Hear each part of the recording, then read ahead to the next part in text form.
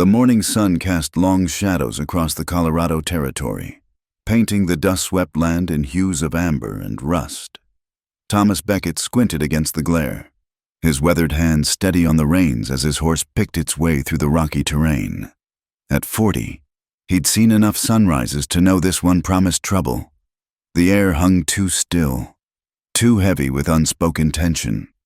The town of Copper Creek sprawled before him like a festering wound on the landscape. Wood and canvas structures leaned against each other for support, their facades bleached by sun and scarred by wind.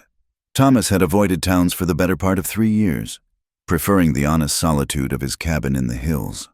But supplies ran low, and winter whispered promises of hardship in the September wind. He tied his mare to the hitching post outside Garrett's general store, noting the unusual crowd gathered near the town square. Their voices carried on the morning air, excited, hungry, like coyotes circling wounded prey. $20 says Morrison takes her, a voice called out. 30 on Kearney. Man always gets what he wants. Thomas felt his jaw tighten. He'd heard enough to recognize the tone men bidding on something, or someone. He pulled his hat low and moved toward the store, determined to mind his own business. The world had taken enough from him already. But fate, as it often did in the territories, had other plans. A girl's voice, clear and defiant despite its tremor, cut through the crowd's noise. "I am not livestock to be auctioned." Thomas stopped, against his better judgment. He turned toward the commotion. Through the gaps between dusty shoulders and sweat-stained shirts, he saw her.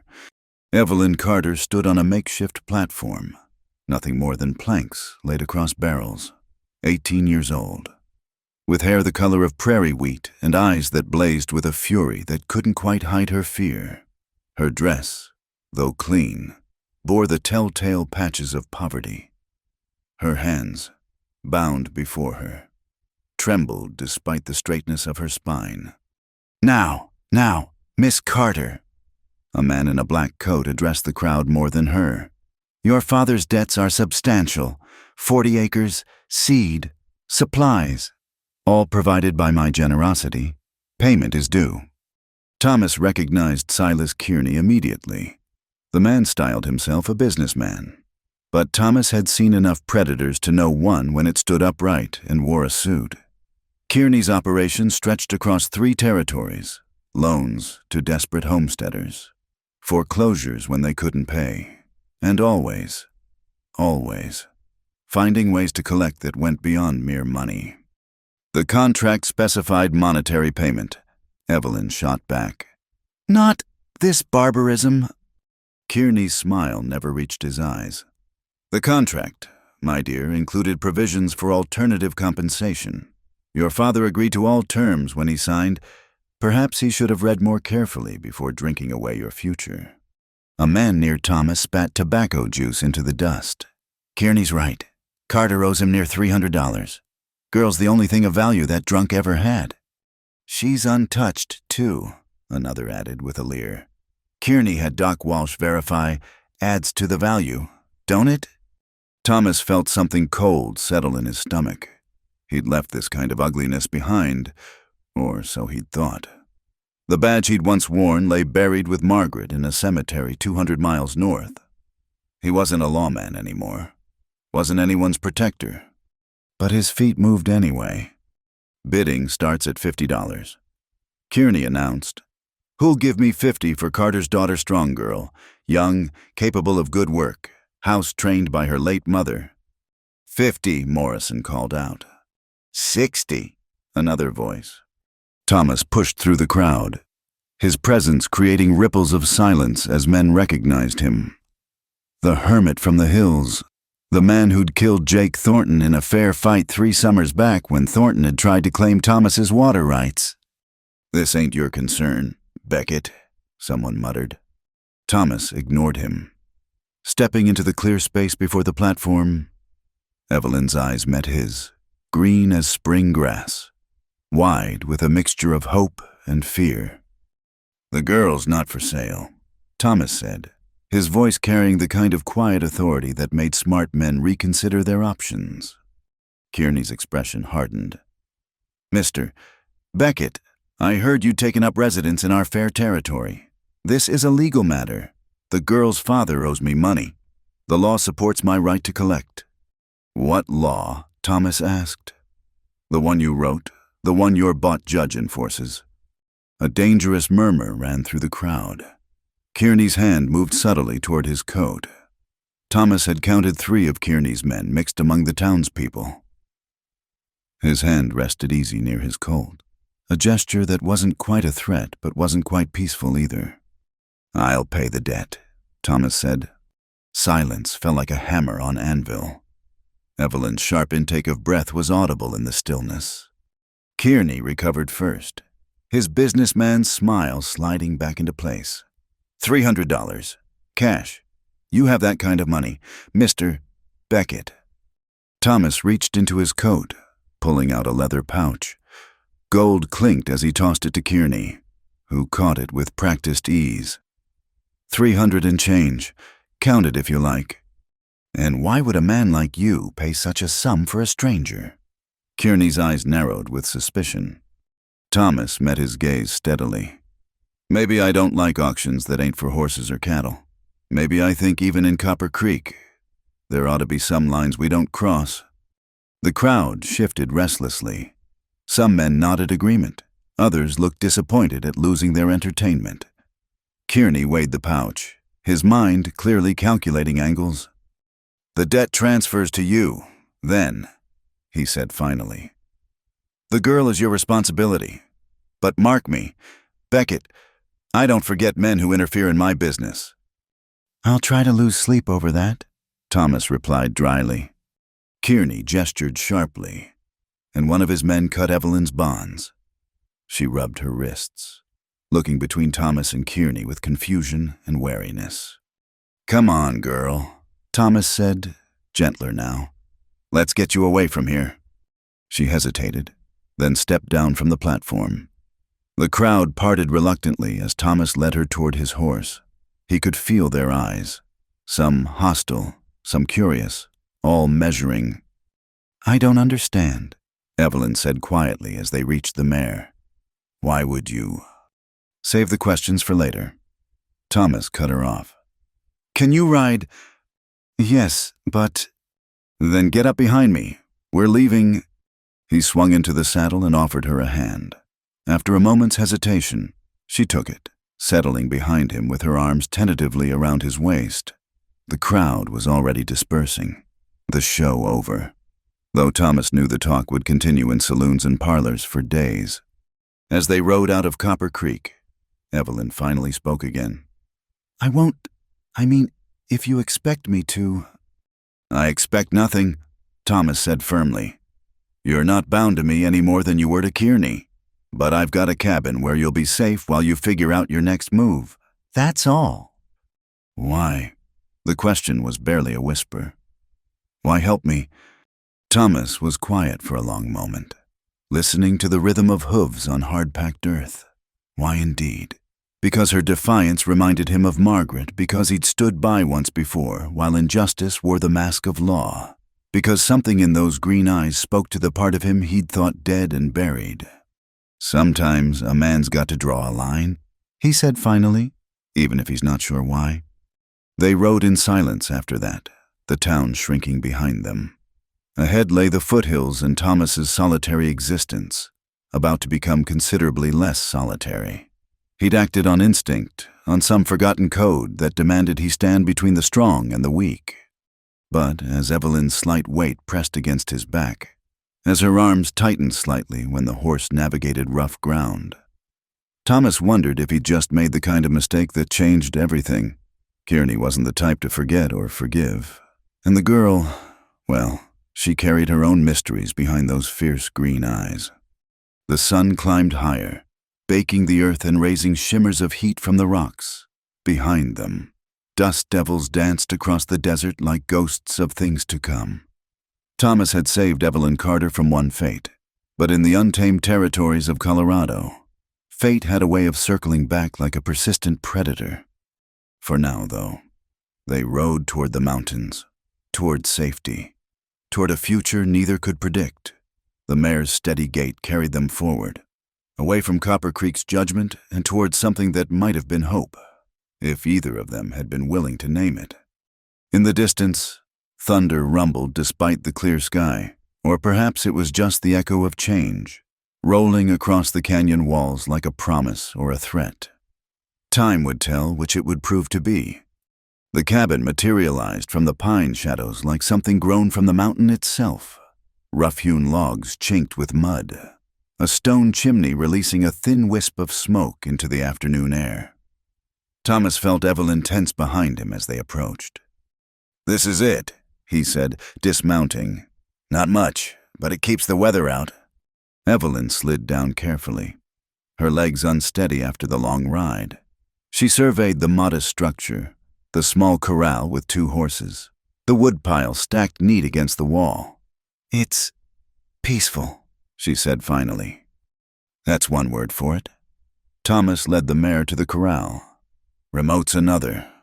Inside, the cabin was sparse but clean. A single room with a stone fireplace, a rough table with 2 chairs, shelves lined with preserves and dried goods. A curtained alcove held a narrow bed. Thomas noticed Evelyn's eyes linger there, saw the question form and die on her lips. "You'll take the bed," he said, settling the matter. "I've got bedding for the floor. Done it plenty of times before." "I couldn't." "You will." His tone brooked no argument. "Wash basins there. Outhouses behind the cabin. Spring water's cold but clean. You hungry?" She nodded, then seemed to remember her manners. "Yes, thank you. Mr. Beckett." "Thomas." He pulled dried meat and hard biscuits from a shelf. "Mr. Beckett was my father, and he's been dead 20 years. They ate in awkward silence, the only sounds the pop of the fire and the wind sighing through the pines. Evelyn kept glancing at him, questions building behind her eyes like water behind a dam. "Ask," Thomas said finally. "Whatever's eating at you." "Why did you really help me?" The words rushed out. $300 that's more money than my family ever saw at once. You don't know me. I could be a thief, a liar, anything." Thomas considered his answer, rolling a piece of biscuit between his fingers. "You could be, but you're not. I've seen enough liars to know.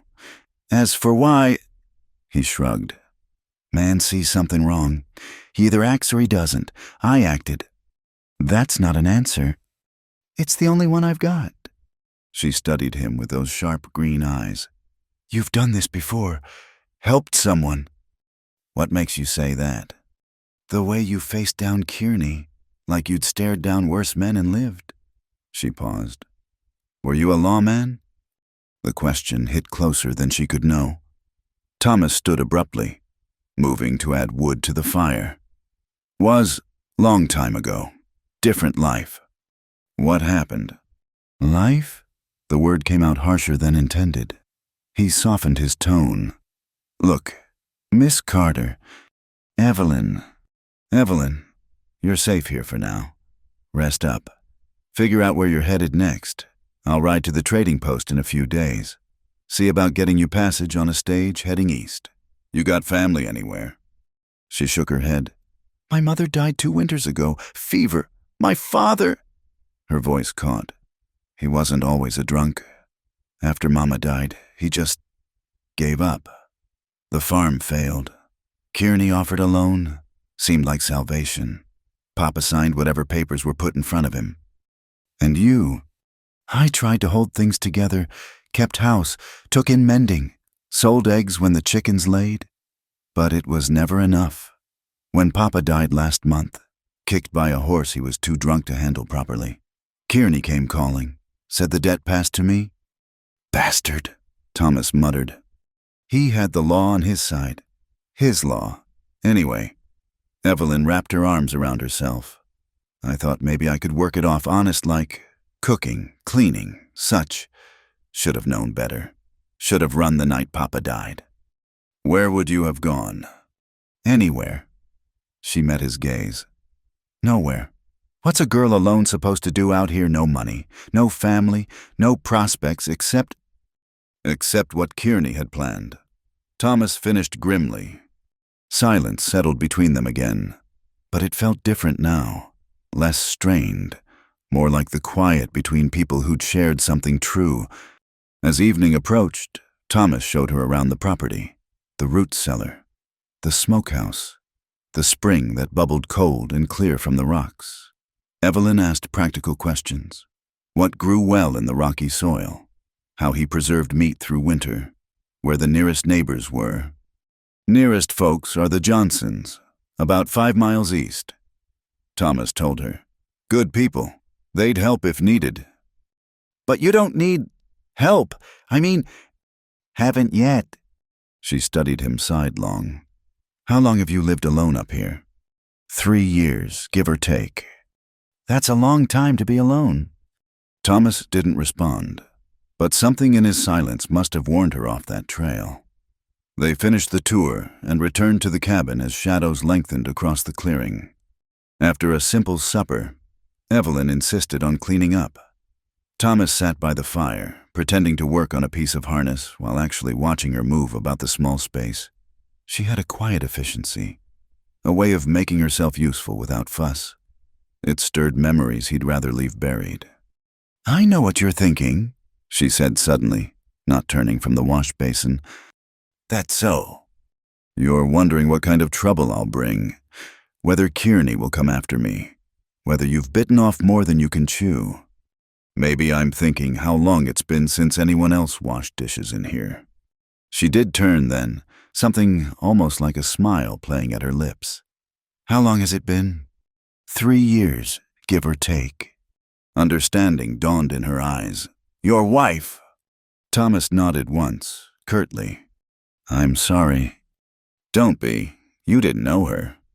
I'm still sorry for your loss.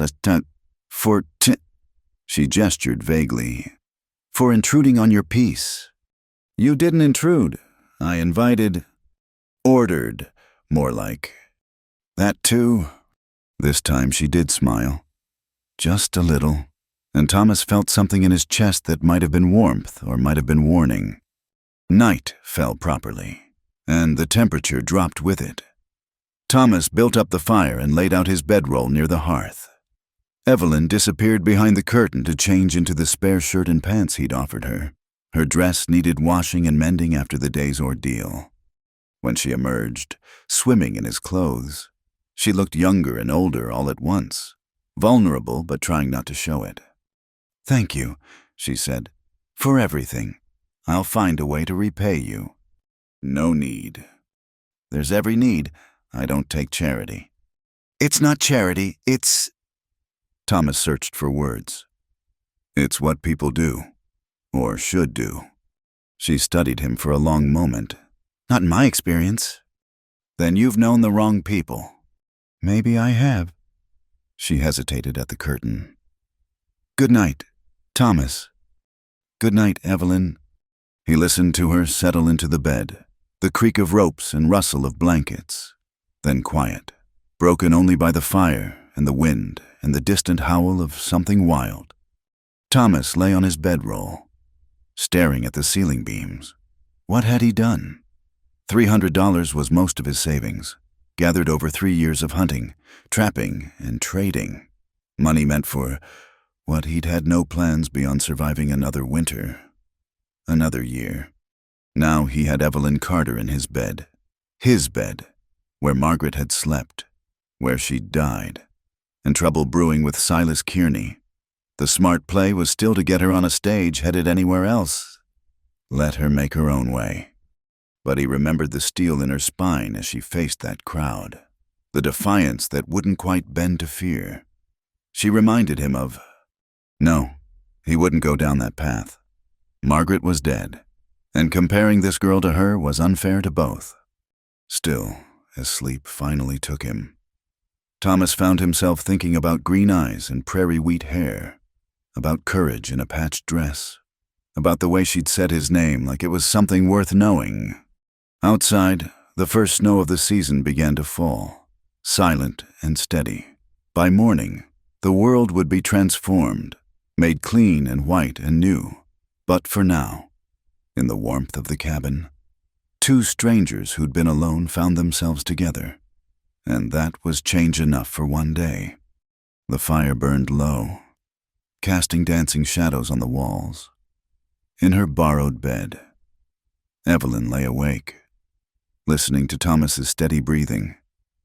She'd been prepared for the worst when he'd paid her debt. Men didn't spend that kind of money without expecting something in return. But he'd asked for nothing. Offered her safety, shelter, freedom to leave when she chose. It didn't fit with anything she'd learned about the world since her mother died. Maybe Thomas Becket was different. Maybe there were still good men left, even in this harsh land. Or maybe she was a fool who'd learn otherwise come morning. Time would tell. For now, she pulled the blankets higher and let herself believe in the possibility of kindness. Outside, the snow continued to fall, covering the tracks that led to the cabin, hiding them away from the world for just a little longer. The morning mist rose from the river like spirits departing earth, and Evelyn Carter pulled her shawl tighter as she made her way down the rocky path. 2 weeks had passed since Thomas brought her to his cabin. 2 weeks of careful distance and unspoken questions. She had risen early, unable to sleep, hoping the cold morning air might clear her restless thoughts. The river ran clear and fast here, tumbling over smooth stones worn round by countless seasons. She'd discovered this spot a few days prior, a natural pool where the water collected before continuing its journey down the mountain. Private, peaceful, perfect for the solitude she craved. She didn't expect to find Thomas already there. He stood waist-deep in the water, his back to her, morning light painting his skin gold and shadow. Steam rose from his body in the cold air, and water droplets caught the early sun like small diamonds. Scars mapped stories across his shoulders and back, some old and faded, others newer, still pink against his weathered skin. Evelyn's breath caught. She should leave. Knew she should leave, but her feet seemed rooted to the earth. She'd never seen a man this way, unguarded, natural, simply existing in his element. Her father had been a shadow of a man by the time she was old enough to notice such things, and the boys in town had held no interest for her. But Thomas was different. He reached down, cupping water in his hands, and her heart began to race as those hands, strong, capable hands that had saved her, lifted the water to pour over his head. The movement pulled at muscles she hadn't known existed, revealed the power held in check by his quiet demeanor. A twig snapped under her foot. Thomas spun, his hand moving instinctively to where his gun would be, then freezing as he saw her. For a moment, neither moved. The world seemed to pause, the river's voice muted, the birds silent, even the wind holding its breath. Evelyn, her name on his lips sounded different here, deeper, rougher. I'm sorry, I couldn't sleep, and Words failed her. Heat flooded her face, but she couldn't look away, couldn't move, couldn't breathe properly. Thomas stood perfectly still, water flowing around him. Something shifted in his eyes, surprise giving way to something else, something that made her pulse quicken further. Then, deliberately, he turned his back to her. "There's a towel on that rock," he said, his voice carefully controlled. "If you'd pass it over." The spell broke. Evelyn grabbed the rough cloth and approached the water's edge, keeping her eyes fixed on a point somewhere past his shoulder. He waited closer, still turned away, and reached back for the towel. Their fingers brushed in the exchange, the brief contact sending sparks up her arm. "Thank you," he said quietly. She retreated to the path, her back to him now, listening to the sounds of him leaving the water, drying off, pulling on clothes. Her hands trembled, and she pressed them flat against her skirts. "You can turn around now." When she did, he was dressed but barefoot, his wet hair dark against his neck. They regarded each other across the small distance, the air between them charged with something new and dangerous. I swim most mornings, he said finally. Have since I built the cabin. Should have mentioned it. It's your land, your river. I'm the one who should apologize. Nothing to apologize for. He sat on a boulder to pull on his boots. Though you're up early. Everything all right? Couldn't sleep. She wrapped her arms around herself. Bad dreams. His expression softened. About Kearney. About what almost happened. What would have happened if... She stopped, unable to finish. But it didn't happen. You're safe here. Am I? The question slipped out before she could stop it. Thomas went very still. You think I'd hurt you? No. The denial came swift and fierce. No, that's not... I meant safe from Kearney. From the world. You can't protect me forever. Thomas. Don't plan to. Just until you're ready to move on. Something twisted in her chest at those words. And if I'm never ready? He stood, and suddenly the space between them felt both too vast and not nearly vast enough. You will be. You're stronger than you know. Evelyn Carter. How can you be so sure? Because I've seen broken people. You're bent, maybe, but not broken. Not by a long shot. She wanted to ask what broken looked like to him. Wanted to know who had shown him that particular truth. But the shadows in his eyes warned her off. Just as they always did when the conversation veered too close to his past. We should head back, he said. I need to check the trap lines today. Could I come with you? He hesitated. It's rough country, and if we run into anyone... I can't hide in the cabin forever, and I know these mountains. I grew up here. Remember, I can ride, I can walk, I can keep quiet when needed. Thomas studied her for a long moment. All right, but you do exactly as I say if we run into trouble. I will. They walked back to the cabin in silence, but it was a different kind of quiet than before. Evelyn was acutely aware of him beside her, the way he moved, sure-footed on the rough path, the way he held branches aside for her without seeming to think about it. Her skin still tingled from that glimpse of him in the river, from the touch of their fingers on rough cloth. After breakfast, they saddled the horses. Thomas had taught her about his mare, Sage, over the past weeks, and the animal had taken to her. He rode his gelding, Rex, a steady mountain horse with a coat dark as midnight. The trap lines wound through forest and meadow, following game trails older than memory. Thomas showed her how to read signs, tracks in mud, bent grass, scrapes on bark where deer rubbed their antlers. He worked efficiently, checking each trap, resetting some, collecting 2 rabbits and a fox. The fox pelt will trade well, he explained, securing it carefully. Winter coat's coming in nice. They stopped at midday by a small spring. Thomas produced hardtack and dried apples from his saddlebags, and they ate in companionable silence. The autumn air was crisp but warm in the sun, and Evelyn found herself relaxing for the first time in weeks. Can I ask you something? She said eventually. Can try. Why here? Why live so far from everything? Thomas chewed slowly, considering. After Margaret died, I couldn't stand towns anymore. Too many people, too many questions, too much noise. Up here, it's simple.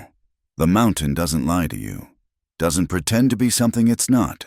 If it's dangerous, you can see it coming. Unlike people. Unlike people, he agreed. Tell me about her, Margaret. She expected him to shut down, to change the subject as he always did. Instead, he leaned back against a boulder and spoke. Met her in Kansas.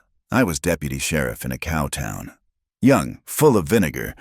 Thought I could save the world one bad man at a time. She was the school teacher. Proper Eastern education. No business being in a place like that. But there she was, teaching farm kids their letters, organizing church socials, bringing civilization to the frontier.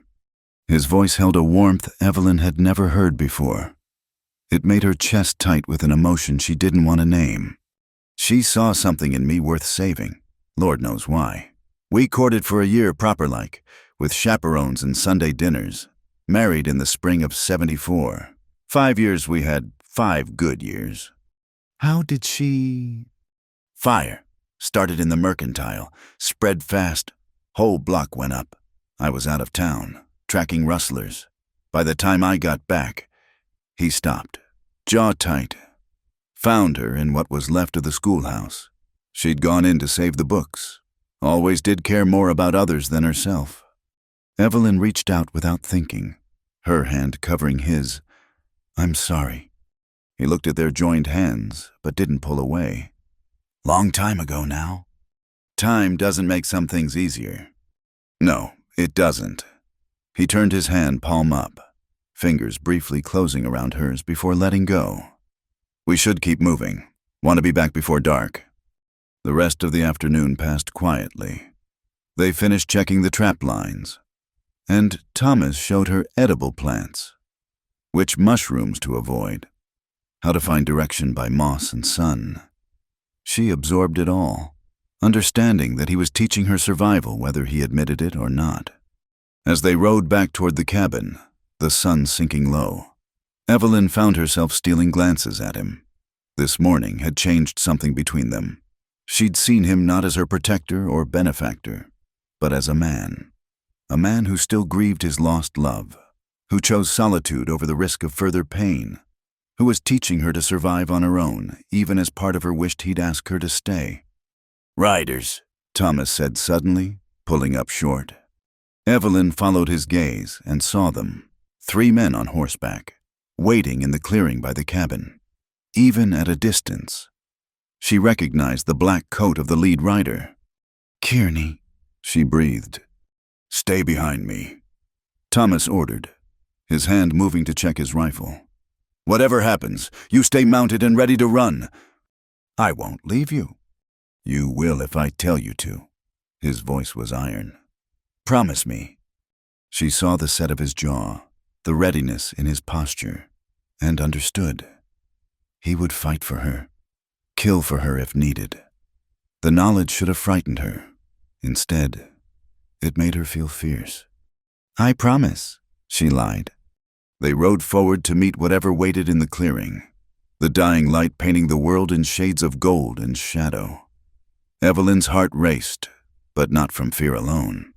This morning she had seen Thomas reaching for water, reaching for something clean and pure to wash away the past. Now she watched him reach for his gun, ready to add new scars to defend her future. The contradiction of him, gentle and dangerous, broken and strong, made her pulse quicken in ways that had nothing to do with Silas Kearney and his men. But there would be time to examine those feelings later, if they survived what came next. Silas Kearney sat his horse like a man accustomed to looking down on others, his black coat pristine despite the dust of travel. Flanking him were 2 men Evelyn recognized, Garrett Pike, thick-necked and mean, and a wiry gunman called Sandoval who wore his pistols low and tied down. Mr. Beckett, Kearney called out as they approached. Fine evening for a social call. Thomas reined in well out of arm's reach, positioning his horse slightly ahead of Evelyn's. State your business and move on. Kearney, sun setting. Ah, but sunsets can be so illuminating. Kearney's smile was cold as winter frost. I've come to discuss a matter of property. Stolen property, to be precise.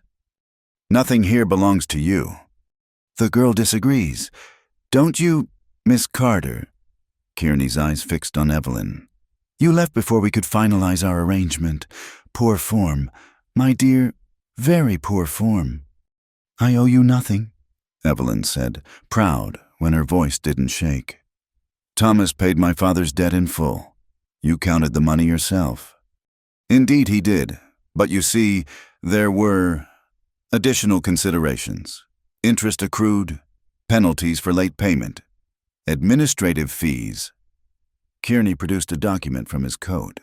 It's all here in the contract your father signed. The total sum owed is actually $500.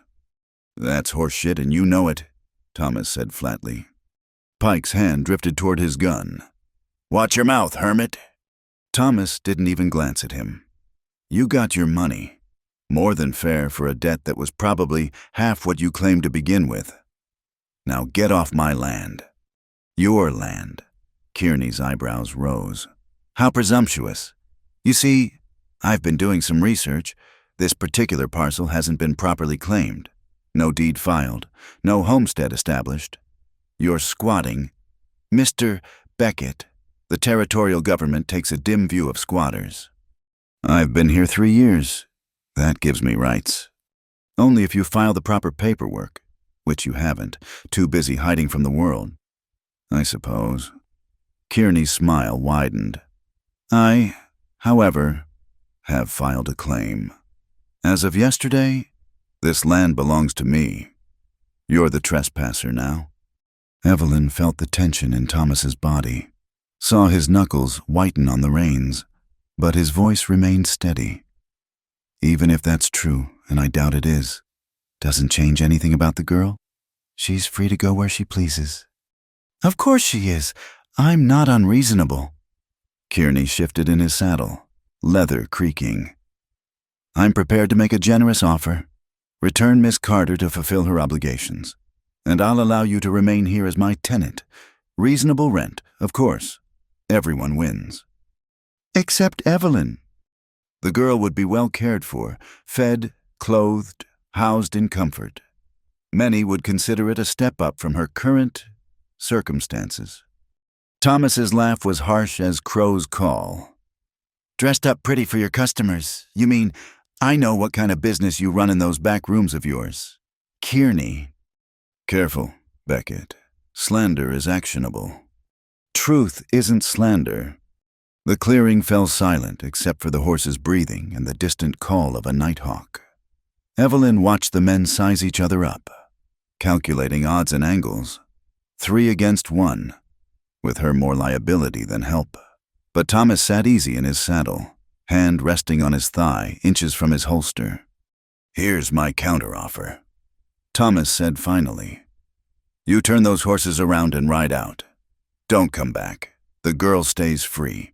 I keep my land, and nobody bleeds today." Sandoval spoke for the first time, his voice soft with anticipation. "Man's threatening you, Mr. Kearney. Can't let that stand." "Indeed not." Kearney sighed theatrically. "Mr. Beckett, I came here hoping for a civilized resolution. But if you insist on being difficult—" He raised his hand, and Pike and Sandoval tensed. The shot came from the trees. Pike's hat flew off his head, and he cursed, ducking low. Another shot sparked off a rock near Sandoval's horse, making it dance sideways. Thomas hadn't moved, hadn't drawn, but Evelyn saw the small smile playing at his lips. "That'd be Ben Johnson," Thomas called out conversationally. "Fair shot with a rifle. His boy Daniel's off to the left there. See where your horse is looking." "Sandoval." "That's right, and Mrs. Johnson. Well, she's behind you with that scattergun of hers. Woman's protective of her neighbors."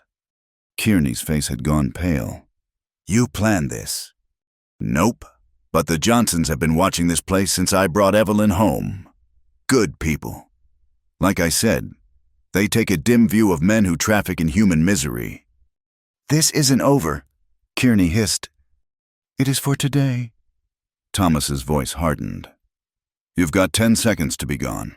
After that, Ben gets less careful about where he aims."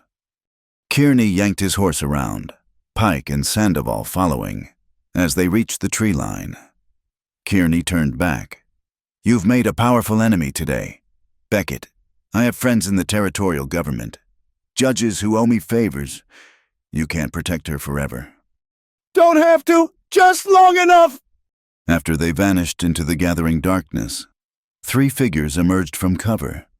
Ben Johnson was a solid man in his 50s, Winchester cradled in his arms. His son Daniel, barely 20, grinned as he jogged over. Martha Johnson, sturdy and stern-faced, still held her shotgun ready. "Obliged for the help," Thomas said, dismounting. "Saw them riding up. Figured you might need backup. Ben spat tobacco juice. Kearney's been a boil on this territory's backside for too long.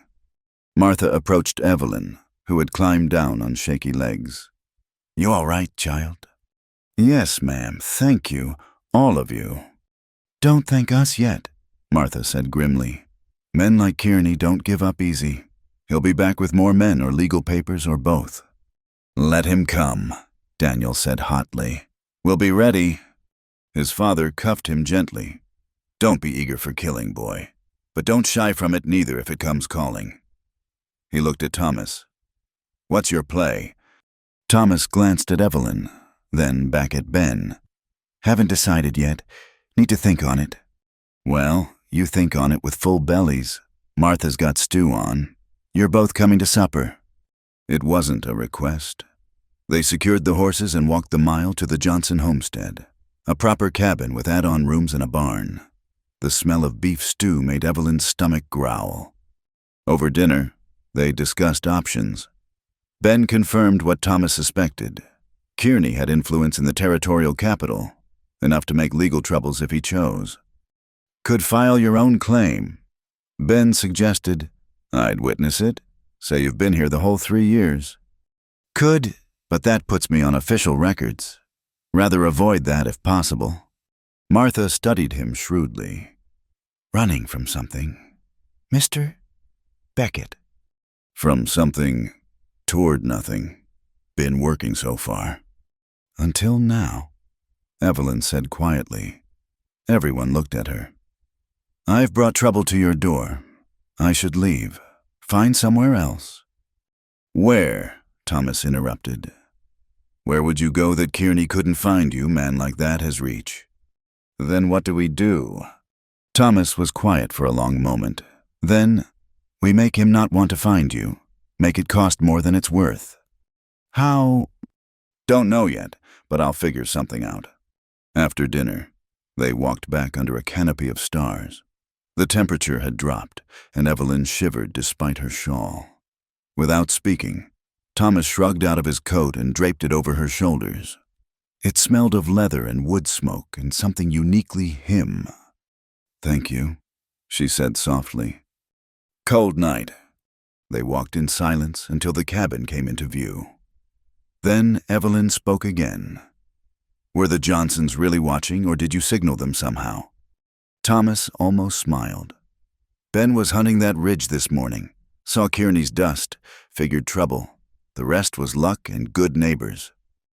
You have good friends. Have good neighbors. There's a difference. What's the difference? Friends ask questions. Neighbors just show up when needed. Inside the cabin, Thomas built up the fire while Evelyn lit the oil lamp.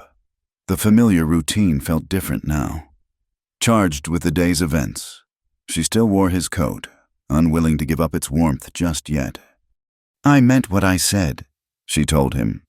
I won't be the reason you lose your home, your peace. Thomas turned from the fire. In the lamplight, his face was all plains and shadows. Already lost my peace the day I saw you on that platform.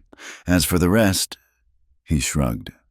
Just land, just wood and stone. It's more than that, and you know it. It's where you came to heal. Maybe it's time to stop healing and start living again. The words hung between them, heavy with meaning. Evelyn's breath caught. Thomas! He crossed to her in 2 strides, hands coming up to frame her face. Tell me to stop. I don't want you to stop. His thumbs brushed her cheekbones. You're young, innocent. You deserve better than a broken-down ex-lawman with more past than future. I deserve to choose for myself, and I choose you. For a heartbeat, she thought he would kiss her. His face lowered toward hers, his breath warm on her lips. Then car wheels rattled on the trail outside, and they sprang apart. Thomas grabbed his rifle, moving to the window. Stay back! But the voice that called out was familiar. Thomas Beckett, I know you're in there. Got news that won't wait. It was Samuel Curtis, owner of the trading post. Thomas opened the door cautiously. The older man stood there, clearly having ridden hard. Sam, What brings you out at night? Kearney. He's in town, stirring up trouble. Says you kidnapped the Carter girl, that you're holding her against her will. He's got wanted posters printed up, $500 reward for her return. Evelyn gasped. He can't do that. Can and has. More than that, he's wired the territorial marshal. Says there'll be a deputy here within the week to investigate. Thomas's expression was grim. Official law. Afraid so. Thought you should know. Sam tipped his hat. Best of luck to you both. After he left, Thomas and Evelyn stood in the doorway, looking out at the star-filled night, the beautiful, treacherous night that suddenly seemed full of threats. A week. Evelyn said, "What do we do?" Thomas was quiet for a long moment. When he spoke, his voice was firm with decision. We change the game, make you not a runaway or a stolen girl, but something else entirely. What? He looked down at her, something fierce and protective in his eyes. My wife. Can't steal a man's wife. Even Kearney wouldn't dare that. The word hung in the air between them like a challenge, like a promise, like the echo of a shot that would change everything. Marriage. Evelyn repeated the word as if tasting something foreign. You want to marry me? Not want. Thomas closed the door against the cold night air, his movements careful and deliberate. Need. It's the only legal protection strong enough to stand against Kearney's claims. She sank into a chair by the fire, his coat still wrapped around her shoulders. A marriage of convenience, then, to save me from him, to save us both. He remained standing, silhouetted against the door. Kearney's making this about more than you now. He's challenged me, made it public. In his world, that can't stand. So we marry, and then what when the danger passes? We divorce. Thomas was quiet for a long moment. When he spoke, his voice was rough. Haven't thought that far ahead. Just know that right now, it's the best option we've got. Evelyn stared into the fire, watching the flames dance. Part of her, the part that had stood frozen by the river that morning, watching water run down his skin, wanted to say yes immediately. But the practical part, the part that had kept her father's household running despite his drinking, demanded honesty. I need to tell you something, she said quietly. About my family, about why Kearney really wanted me. Thomas moved to sit across from her, giving her his full attention. In the firelight, his gray eyes seemed almost gentle. My mother, Evelyn began, was beautiful, truly beautiful, not just pretty. Men noticed her wherever she went. She could have married well, married up. Instead, she chose my father, a farmer with big dreams and little sense. She paused, gathering courage. Kearney knew her before she married. He courted her. She refused him, chose love over money. He never forgave that slight. So this is revenge, Thomas said grimly, using you to settle an old score. More than that. Evelyn's hands twisted in her lap. He told me once, when he first came calling after Papa died, that I had my mother's look, her spirit, said it would be fitting to have a Carter woman in his establishment after all these years. Thomas's jaw tightened. Bastard! There's more? She forced herself to meet his eyes. My mother taught me things. How to run a household. Yes, but also how to protect myself. She knew the world was dangerous for women. She made sure I understood that my virtue was currency out here. Something that once spent couldn't be recovered. Evelyn, I'm trying to say that I understand what marriage means. What it would mean. The law sees a wife as property. Same as a horse or a piece of land. You'd have rights over me that... Stop. His voice was firm, but not harsh. I buried my wife 3 years ago. I know what marriage is supposed to be, and it sure as hell isn't ownership.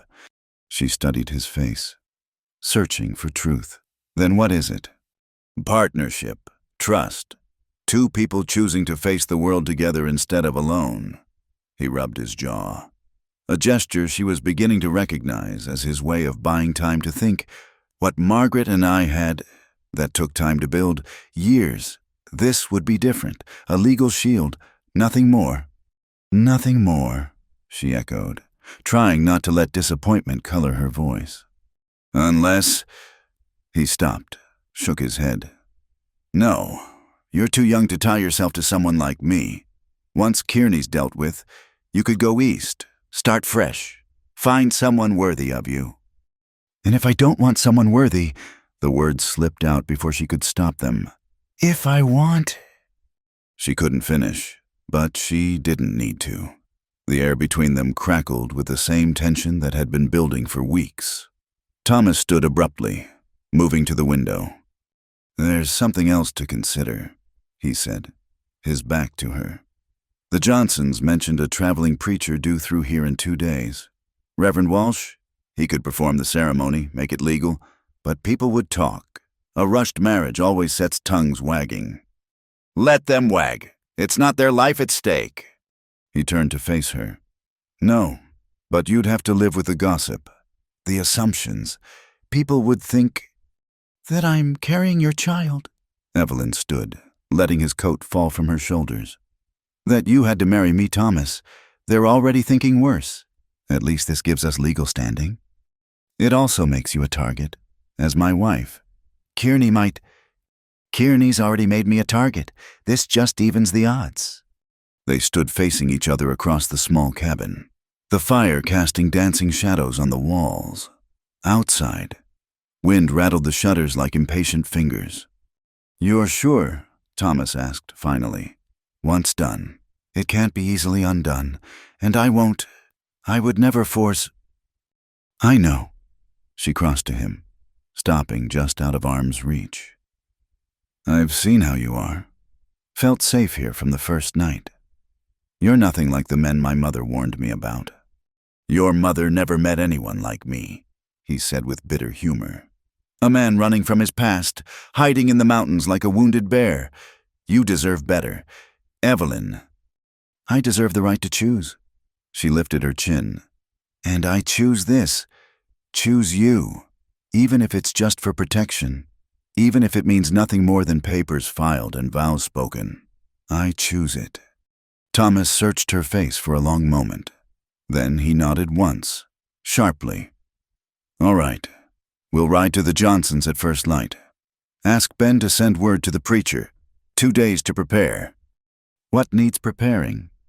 You'll need a dress, something proper, and witnesses. The Johnsons will stand for us. But it should be done right, legal and binding. And after when we're married, something flickered in his eyes. We face whatever comes next, together. The words sent warmth through her chest. Together. Not alone anymore. Either of them. That night, sleep eluded them both. Evelyn lay in the curtained bed, listening to Thomas moving restlessly by the fire. Everything would change in 2 days. The protection of marriage? Yes, but also the intimacy of it. Would he expect... Would she want... She pressed her face into the pillow, cheeks burning. The memory of him in the river haunted her, water sliding down strong muscles, scars telling stories of survival. Her body responded to the memory in ways that frightened and thrilled her. Near dawn, she heard him rise and slip outside, through the window. She watched him walk to the woodpile, splitting logs with fierce efficiency. Each swing of the axe spoke of tension, of a man working out his demons through physical labor. When he came back in, she pretended sleep, but through her lashes, she saw him pause by the curtain, his expression unguarded in the gray morning light. Whatever he saw in her sleeping face made him smile. Just slightly, just for a moment. Then the mask was back, and he was building up the fire for breakfast. They rode to the Johnsons as planned. Martha Johnson took the news with practical acceptance. About time, she said briskly. Been obvious to anyone with eyes how you two look at each other. I'll alter my wedding dress. Should fit Evelyn well enough. Ben, you ride for the preacher. Daniel, We'll need supplies from town for a proper celebration." "No celebration necessary," Thomas started, but Martha cut him off with a look. "Thomas Beckett, you may be marrying quick, but you'll do it proper. That girl deserves at least that much." Her expression softened as she turned to Evelyn. "Come, child. Let's see about that dress." The next 2 days passed in a blur. Martha altered her dress, ivory satin yellowed with age, but still lovely. Ben returned with news that Reverend Walsh would arrive as scheduled. Daniel brought supplies and gossip from town. "Kearney's fit to be tied," he reported, "offering extra money to anyone who'll join a search party.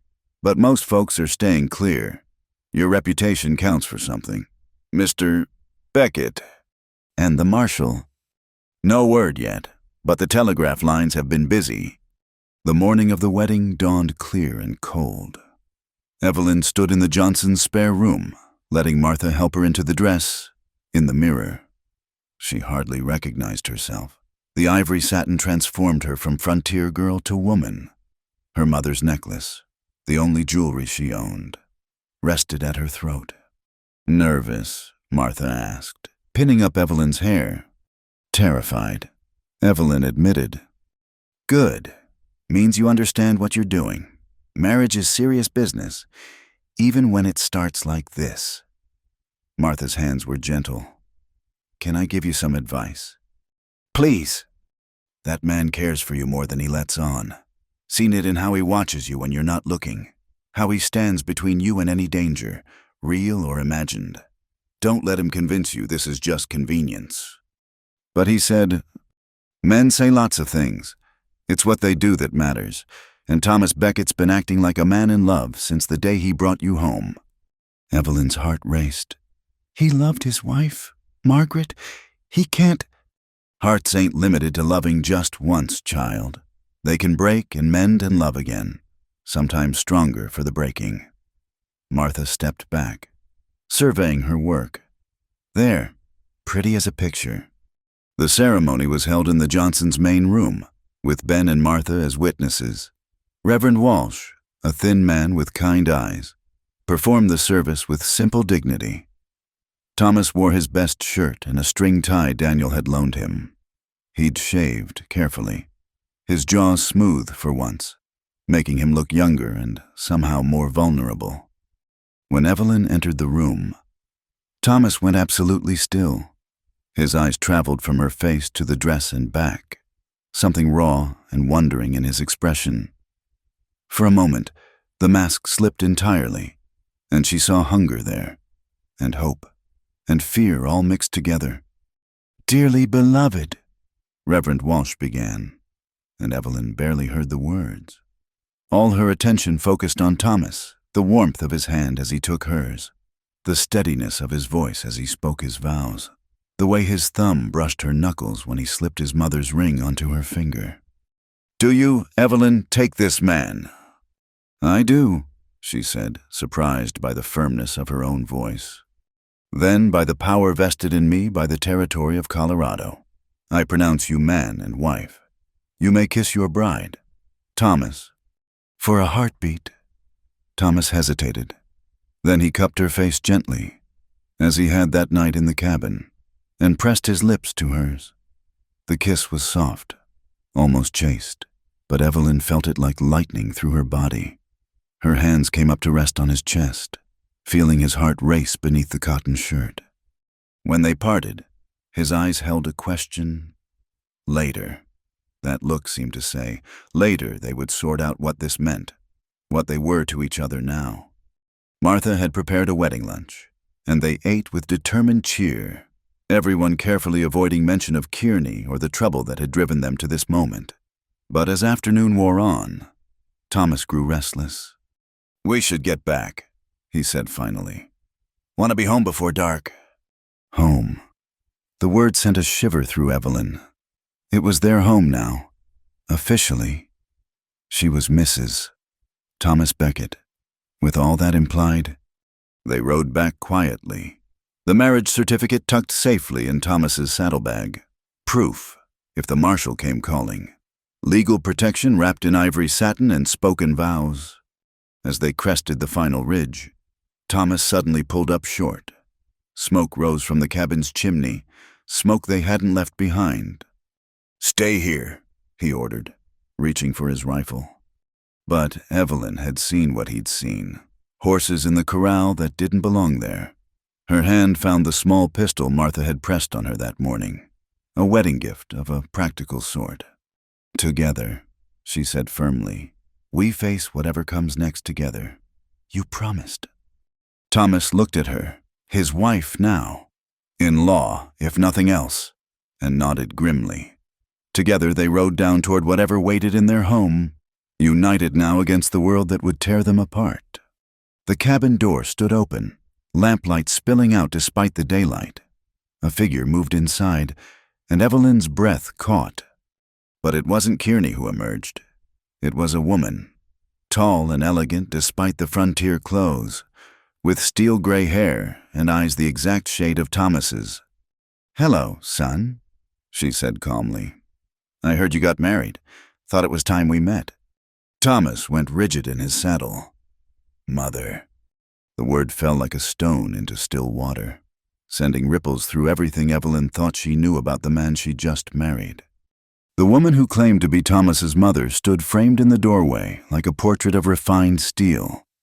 Catherine Beckett wore frontier clothes, but she wore them like a queen might wear homespun, as a conscious choice rather than necessity. Her gray eyes, so like her son's, took in Evelyn with shrewd assessment. "You must be the bride," Catherine said. "Evelyn Carter, or Beckett now, I suppose. How did you—" Thomas dismounted slowly, as if approaching a rattlesnake. "How did you find me?" "A mother has her ways." Catherine stepped aside, gesturing them in. "Come, I've made coffee. We have much to discuss." Inside, the cabin had been subtly transformed. The rough table now bore a cloth. The shelves had been reorganized, and something savory simmered on the stove. It was still Thomas's space, but overlaid with a feminine touch that made Evelyn feel like an intruder in her own home. "Sit," Catherine commanded, pouring coffee into 3 cups. "Both of you. You look ready to bolt. Thomas, and that won't do. You shouldn't be here." Thomas remained standing, tension radiating from every muscle. We agreed to nothing. You disappeared. There's a difference." Catherine settled at the table with regal composure. 3 years without word.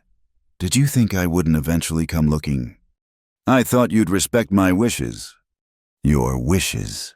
For the first time, heat entered Catherine's voice. "Your wish to vanish like a ghost, to let your family think you dead, those wishes." Evelyn looked between them, trying to piece together this unexpected history. The Thomas she knew had seemed to spring from the mountains fully formed, with only the ghost of Margaret as his past. This elegant woman speaking of family complicated everything. "Mrs. Beckett," Evelyn ventured. "Perhaps I should—" "Stay," both Beckett said simultaneously, then glared at each other. Catherine recovered first. "Forgive me, my dear. This isn't the wedding reception you deserve. But then, from what I gather, nothing about your wedding was quite traditional." "You've been to town," Thomas said flatly. "Listening to gossip. Information gathering. A skill your father taught me well." Catherine sipped her coffee. "Imagine my surprise to learn my son had not only survived his self-imposed exile, but had rescued a young woman from a dangerous situation and married her within weeks. Quite the tale." "It's not what you think." "I think," Catherine interrupted, "that you're in considerable trouble with a man named Kearney. I think you married this girl to protect her. And I think you've bitten off more than you can chew alone." Thomas finally sat, his movements sharp with frustration. "This isn't your fight." "You're my son. Every fight of yours has been mine since the day you were born." She turned to Evelyn. "Has he told you about his father?" "Mother." "Judge William Beckett. Perhaps you've heard of him." Evelyn's breath caught. Everyone had heard of Judge William Beckett, the hanging judge, who'd brought law to the territories with an iron fist and a righteous fury. He'd died 5 years ago, but his legend lived on. "That was your father?" she asked Thomas. He stared into his coffee. Thomas served as a deputy marshal under his father's jurisdiction. Catherine continued, her voice softening. They were quite the team. William provided the law. Thomas enforced it. Until I got my wife killed. Thomas's voice was harsh. "That's the story you want to tell, how I was too busy playing lawman to protect what mattered. That's not what happened, and you know it. I was tracking outlaws when Margaret died. If I'd been home, you'd likely have died with her. The fire was an accident. Thomas, the investigation proved nothing." He stood so abruptly his chair scraped. "I failed her, failed as a husband, failed as a protector, just like father failed you every time he chose the law over family." Catherine's composure finally cracked. "Your father never failed me. We made choices together, sacrifices together. That's what marriage is. Partnership in the face of whatever comes. And look how that ended. Him dead from a bushwhacker's bullet. You alone." "Not alone. I have a son. Or I did, until he decided to punish himself by disappearing into these mountains." She rose, matching his stance. "Do you think Margaret would want this you hiding away, refusing to live?" "Don't." The word came out low, dangerous. "You didn't know her." "I knew she loved you. That should tell me everything." Catherine's voice gentled. "Just as this young woman clearly does, despite your best efforts to push everyone away." Evelyn felt heat flood her cheeks. "We married for protection. For legal reasons. It's not—" "My dear girl," Catherine said kindly, "I've been married for 40 years and widowed for 5. I know what love looks like, whether admitted or not." Silence fell, broken only by the fire's crackle. Thomas stood rigid by the window, staring out at the gathering dusk. Catherine returned to her seat, suddenly looking older, tired from her journey and the weight of confrontation. "Why now?" Thomas asked finally, not turning. "Why come now?" "Because Kearney wired the federal marshals, not just the territorial office, the federal ones. He's claiming you kidnapped a girl, that you're holding her against her will. They're sending someone to investigate." Thomas spun around. "Who?" "Marshal James Crawford. Your father's old deputy. He's 3 days behind me. Maybe less." "Jim Crawford's a good man," Thomas said slowly. "Fair." "Yes, but he's also a man who follows the law.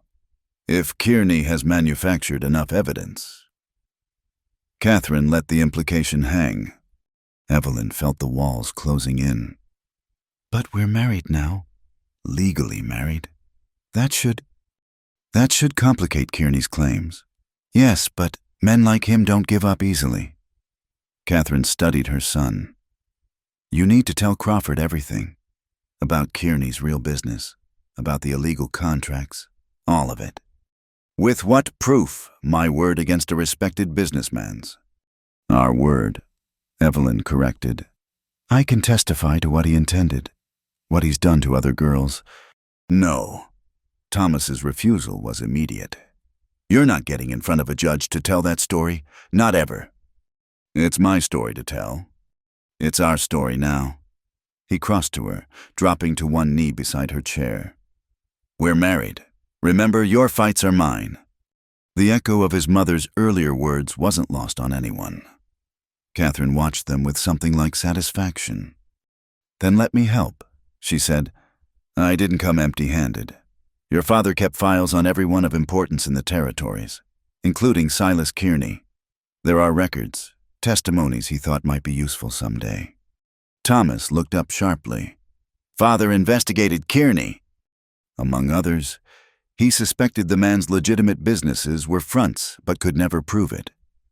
"The files are in my saddlebags.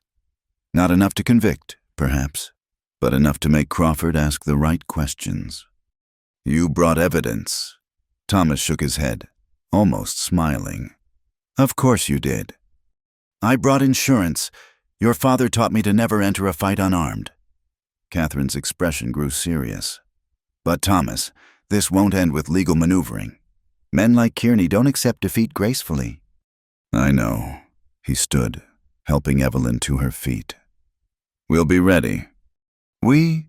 Catherine's eyebrow arched. "You're actually accepting help. Seems I married a woman who insists on it." He looked down at Evelyn, and something in his expression made her heart race. "My wife has strong opinions about facing things together." The word wife in his mouth sounded different now, weightier, more real. Evelyn found herself leaning into his solid presence, drawing strength from it. "Good," Catherine said briskly. "Then we plan. Crawford will want to interview Evelyn alone. Make sure she's not being coerced. You'll need to prepare for that." "I can handle questions," Evelyn said. "Can you handle lies disguised as sympathy traps, wrapped in concern Crawford's good at his job?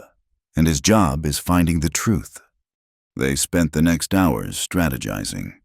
Catherine revealed a sharp legal mind beneath her maternal concern, picking apart potential weaknesses in their position.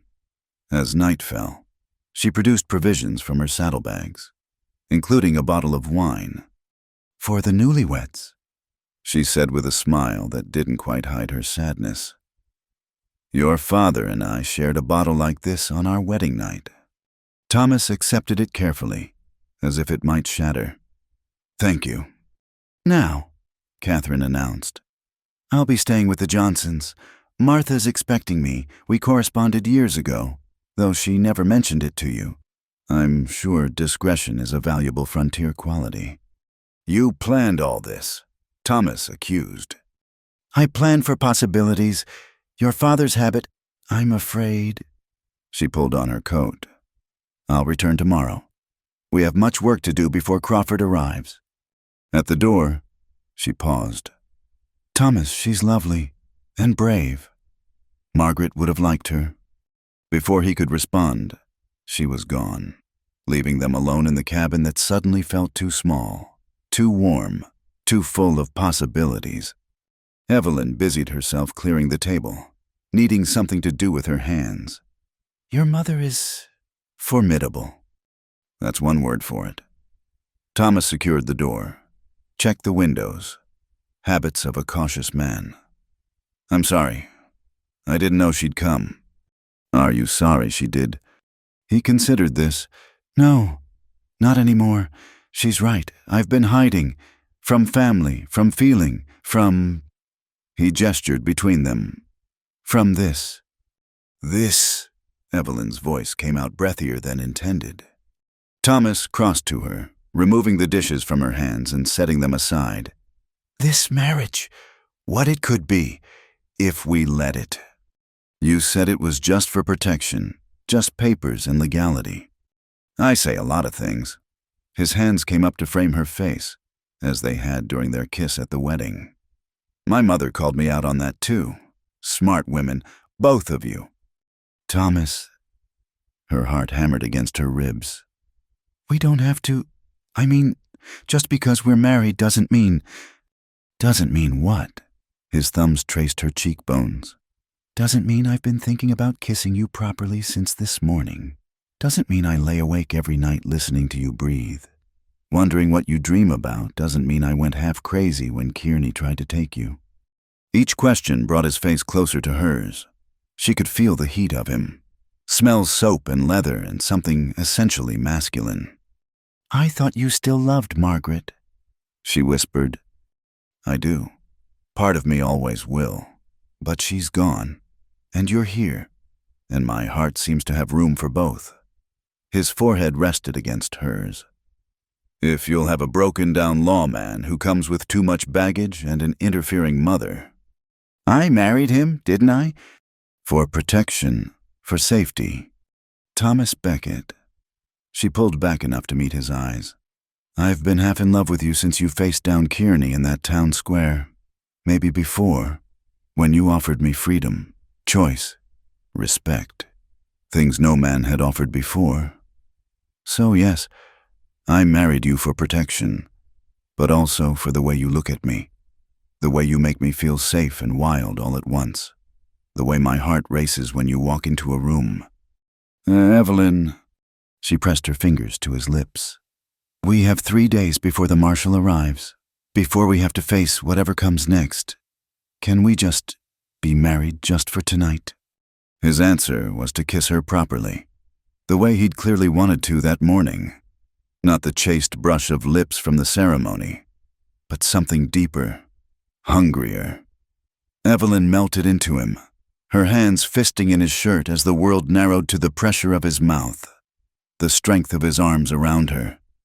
When they finally broke apart, both breathing hard, Thomas rested his forehead against hers again. Are you sure? I've never been more sure of anything. He scooped her up then, carrying her to the curtained alcove with careful steps. As he laid her on the bed, their bed now, Evelyn felt no fear, only anticipation and trust and something that might have been love, if she'd been brave enough to name it.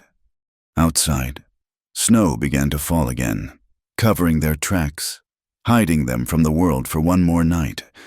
Tomorrow would bring marshals and questions and danger, but tonight they were just Thomas and Evelyn Beckett, married in truth as well as law, facing whatever came next the way Catherine had said, together, partners against the world.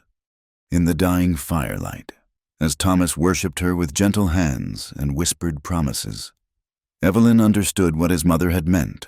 Love wasn't weakened by loss or strengthened by ease. It was forged in choice, in the decision to trust another person with your broken pieces and believe they could help you build something new. And as the storm built outside, she and Thomas built something new between them, fragile as fresh snow, strong as mountain stone, precious as the gold that had brought so many west seeking fortune. They'd found something rarer, a chance at happiness earned through courage, paid for in trust, and sealed with promises that went deeper than any legal document. Tomorrow, the fight would continue, but tonight they were home. The sun hung low and bloody over Copper Creek's Main Street, casting long shadows that seemed to reach for Thomas Beckett like accusing fingers. He stood in the dusty thoroughfare, coat pushed back to reveal the Colt at his hip, watching Silas Kearney emerge from the Territorial Hotel. "Mr.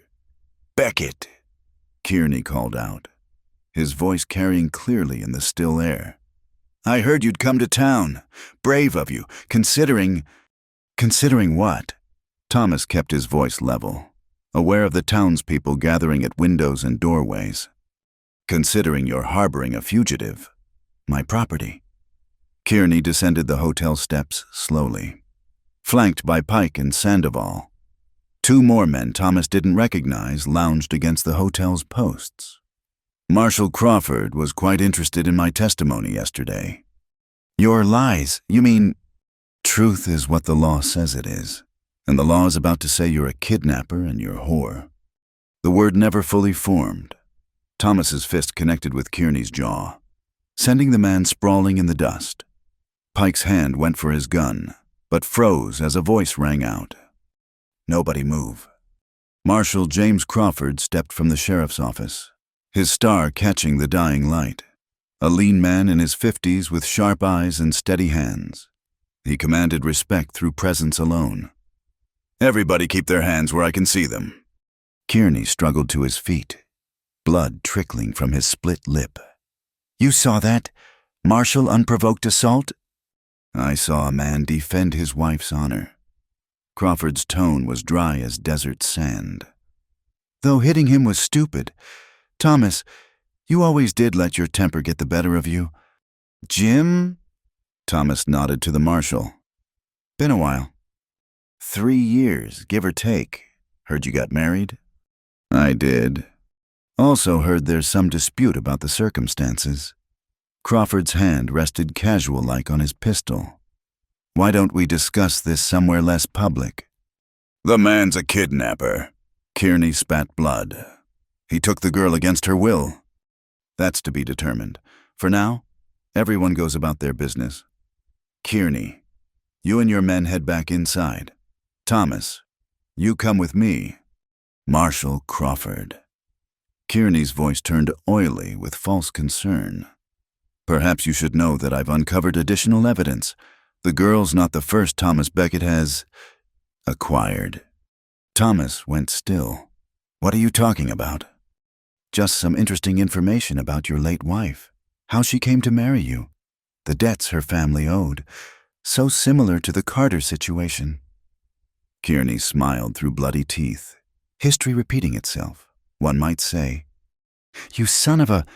Crawford's hand on his chest stopped Thomas cold. Inside, now. The sheriff's office was empty. The local law conspicuously absent when federal authority came calling. Crawford poured 2 cups of coffee from a pot that had been sitting too long, the brew thick as tar. Talk, he commanded.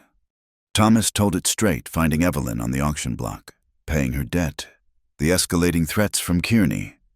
Crawford listened without interrupting, those sharp eyes missing nothing. And the marriage? Legal. Reverend Walsh performed it. The Johnsons witnessed. I'll need to speak to your wife. Alone. She's at the hotel with my mother. Crawford's eyebrows rose.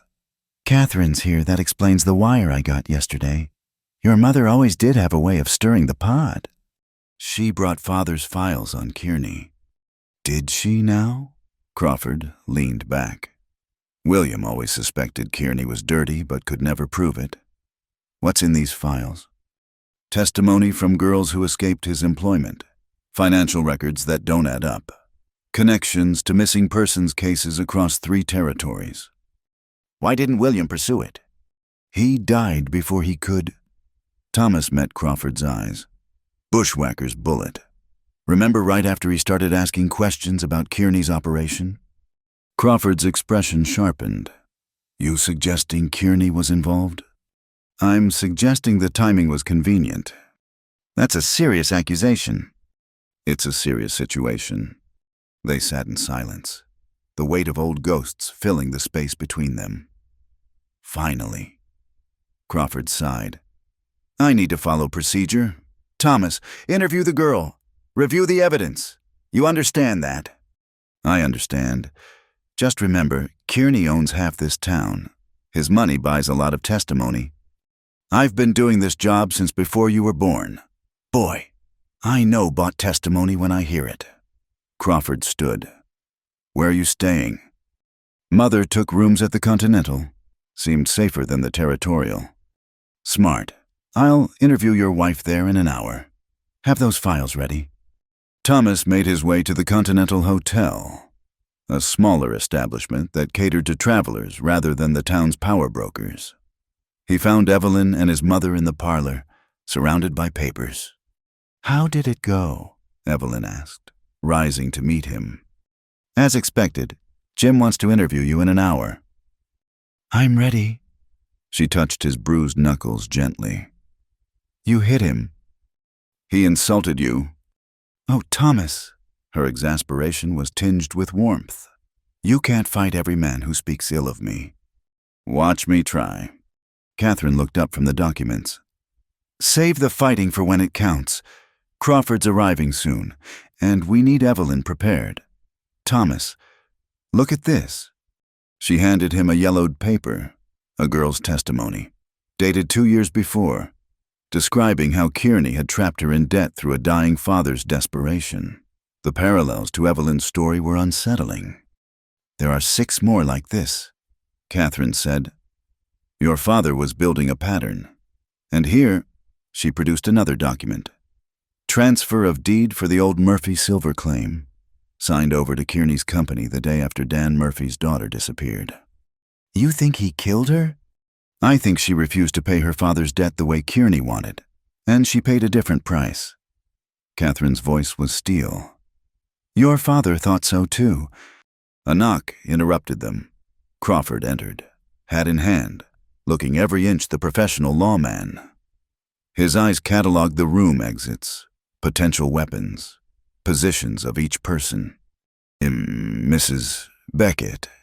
He nodded to Evelyn. I need to speak with you privately. Of course. She squeezed Thomas's hand before following Crawford to an adjacent room. The next hour crawled by. Thomas paced while Catherine organized documents with mechanical precision. Through the closed door, they could hear the low murmur of voices but no distinct words. When the door finally opened, Evelyn emerged composed but pale. Crawford's expression revealed nothing. I'd like to see those files now, he said. Catherine presented them with lawyer-like efficiency. Explaining the connections William had discovered, Crawford reviewed each document carefully, occasionally asking pointed questions. This is substantial, he admitted finally. But it's also circumstantial. None of this proves Kearney is currently engaged in illegal activities. What about my testimony? Evelyn asked. I told you what he intended. You told me he offered to let you work off a debt. The nature of that work, while implied, was never explicitly stated. A good lawyer would tear that apart. So he gets away with it. Thomas's voice was dangerous. I didn't say that. Crawford gathered the papers. I need to investigate further. In the meantime, I'm ruling that Mrs. Beckett is clearly here of her own free will. The marriage appears legitimate. That should end Kearney's claims. Should, Catherine pressed. The man's not going to give up easy. He's already talking about civil suits, breach of contract, theft of property. All nonsense. But it'll tie you up in court for years if he pursues it. Let him try, Thomas said. Crawford studied him. You sure you want this fight? You could leave? Take your wife. Start fresh somewhere Kearney can't reach. I'm done running. Thomas's jaw set. And I'm done letting men like him prey on the desperate. That sounds like the deputy I used to know. Crawford put on his hat. I'll be in town for another week. Try not to shoot anyone before I finish my investigation. After he left, they sat in heavy silence. The legal victory felt hollow against the promise of continued harassment. We need to force Kearney's hand, Catherine said finally. Make him reveal his true nature publicly. How? Evelyn asked. By threatening what he values most, his reputation. Catherine smiled coldly. I didn't just bring William's old files. I brought letters from territorial officials discussing their arrangements with Mr. Kearney. Very careful language, but suggestive. Blackmail. Thomas frowned. That's a dangerous game. Mother... Not blackmail, insurance. Let him know we have them. See how he reacts. He'll react with bullets. Thomas predicted. Perhaps, but he'll have to do it publicly, with a federal marshal in town. Even Kearney's not that bold. Thomas was less certain. Desperate men did desperate things, and Kearney was beginning to smell desperate. The man's empire was built on fear and intimidation. Having someone stand up to him publicly threatened everything. That evening, they dined in the hotel restaurant. Other patrons gave them wide berth, whispers following their movements. Evelyn held her head high, but Thomas saw the strain in her eyes. We could still leave, he offered quietly. Crawford's right. There's nothing holding us here. There's everything holding us here. She met his gaze steadily. Your home, your life, and those girls who can't fight back the way I could. We leave, and Kearney goes back to business as usual. This isn't your fight. Thomas Beckett, we've been married exactly 4 days. If you think you can still make decisions for both of us without consultation, we need to have a different conversation. Catherine hid a smile behind her napkin. She's got you there, son. Before Thomas could respond, a commotion erupted outside. Through the window, they saw flames licking at the sky. The livery stable was ablaze. Thomas bolted for the door. Evelyn close behind. In the street, townspeople formed a bucket brigade, but the fire was already beyond control. Horses screamed in terror as men rushed to free them. My horses, Evelyn gasped. Sage and Rex were stabled there. Thomas plunged toward the burning building. but hands held him back. Ben Johnson emerged from the smoke, leading both animals, their eyes rolling white with fear. "Got them out," Ben coughed. "But Thomas, this weren't no accident. Found oil-soaked rags stuffed in the hay." Through the smoke and confusion, Thomas spotted Sandoval lounging against a building across the street, cleaning his nails with studied indifference. The gunman touched his hat in mocking salute. Message received. Thomas muttered. The fire spread to the adjacent building before the brigade brought it under control. In the aftermath, as smoke hung heavy in the night air, Marshal Crawford appeared at Thomas's elbow. "Interesting timing," Crawford observed. "Your horses specifically targeted." "Kearney's warming up." "Can you prove it?" "You know I can't." Crawford was quiet for a moment. "Your father would have waited, gathered evidence, built an airtight case. My father's dead, maybe because he waited too long. Maybe," Crawford watched the smoldering ruins. "Or maybe because he got too close to the truth. Either way, Kearney just escalated. Question is, what are you going to do about it?" Thomas looked at Evelyn, soot-smudged but unshaken, helping comfort the horses, at his mother, already calculating their next move, at the townspeople, some sympathetic, some fearful, all waiting to see how this would end. "I'm going to finish what my father started," he said quietly, "one way or another." Crawford nodded slowly. "Then you'd better be ready, because Kearney won't stop with burning barns." This was a warning. Next time, he'll aim for blood. The marshal walked away, leaving Thomas in the smoky darkness. Around him, the town settled into uneasy sleep, but Thomas knew morning would bring new dangers. The fight was escalating, and Kearney had shown he was willing to burn down anything in his path. But as Evelyn slipped her hand into his, her grip firm despite the trembling he could feel, Thomas made a silent vow. Kearney had threatened the wrong family. The Becketts, all of them now, didn't bow to threats. The real fight was just beginning. The morning after, the fire dawned gray and cold, matching Thomas Beckett's mood as he cleaned his rifle on the hotel porch. The acrid smell of smoke still hung in the air, a reminder of how quickly things could burn in this unforgiving land. "You're expecting trouble," Catherine observed, joining him with 2 cups of coffee. "Trouble's already here, just waiting to see what form it takes next." She settled beside him, her presence solid and reassuring. "Your father used to do the same thing, clean his weapons when he was thinking." "Father did a lot of things. Got him killed in the end."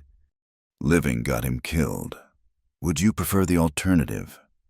Before Thomas could answer, Evelyn emerged from the hotel, dressed in riding clothes.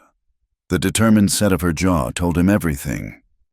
"We're not hiding," she said firmly. "If Kearney wants to intimidate us, he'll have to do better than burning empty buildings." "Evelyn." "No arguments. We have supplies to buy, horses to tend, life to live. I won't cower in a hotel room." Thomas recognized the steel in her voice, the same tone she'd used facing down that auction crowd.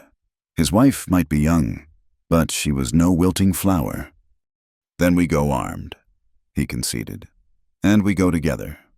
They made their way through town like a small military unit, Thomas leading, Evelyn in the middle, Catherine bringing up the rear with a derringer discreetly ready in her handbag. The townspeople watched their progress with mixed expressions of sympathy and fear. At the general store, old Samuel Curtis greeted them warmly despite the tension. "Heard about the fire. Damn shame. Lost some good tack in there myself." "We'll need to replace our gear," Thomas said, laying money on the counter. "Saddles, rope, provisions for a week." Planning a trip. Planning for possibilities. As Curtis gathered their supplies, the door chimed. Pike entered, his bulk filling the doorway. His eyes swept over them dismissively before settling on Evelyn. "So, Mrs. Beckett, looking prettier every day." Marriage suits you. Mr. Pike. Her voice could have frosted windows. Shopping for soap, I understand it's been a while. Pike's face darkened. Funny. Your husband teach you that mouth? My mother did. She had strong opinions about hygiene and character. Found they often went together. Thomas stepped between them. You need something. Pike. Just picking up Mr. Kearney's order. He wanted me to pass along his condolences about the fire. Terrible how accidents happen. Especially when they're helped along with oil and rags. Pike's hand twitched toward his gun. Careful with accusations. Beckett, might find yourself in more trouble than you can handle.